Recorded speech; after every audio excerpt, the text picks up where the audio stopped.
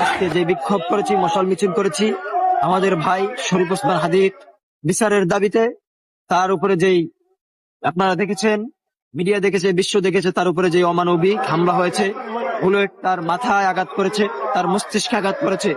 আমাদের ভাই যে 1 সপ্তাহ লড়াই করেছে জীবন মৃত্যুর সন্ধিক্ষণে, ঠিক 1 সপ্তাহ পরে সে আমাদেরকে ত্যাগ করে দুনিয়া ত্যাগ করে চলে গেছেন নাপিরার দেশে।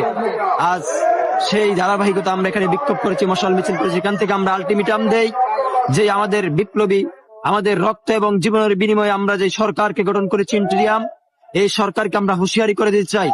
একসাথে আমরা স্বরাষ্ট্র উপদেষ্টাকে আলটিমেটাম দিতে চাই, যদি সে ওই সন্ত্রাসীদেরকে আইনের আওতায় আনতে না পারে, অনতিবিলম্বে সে পদত্যাগ করতে হবে। ভারতীয় আগ্রাসন, ভারতীয় আধিপত্য এবং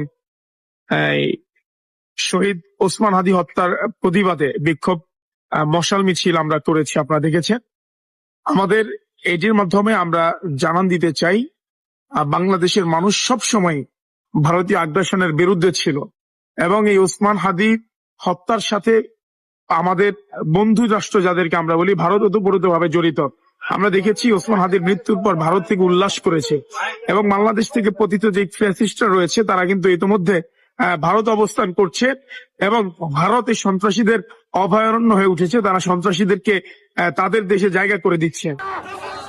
গত 5 আগস্টের পর থেকে গত 17 বছরের যেই ফ্যাসিস্ট এই দেশে তৈরি হয়েছিল, এই ফ্যাসিস্টের কোনো উল্লেখযোগ্য বিচার এই দেশে হয়নি। এই বিচার না হওয়ার ফলেই কিন্তু এই যে আজকে আমাদের হাদি ভাই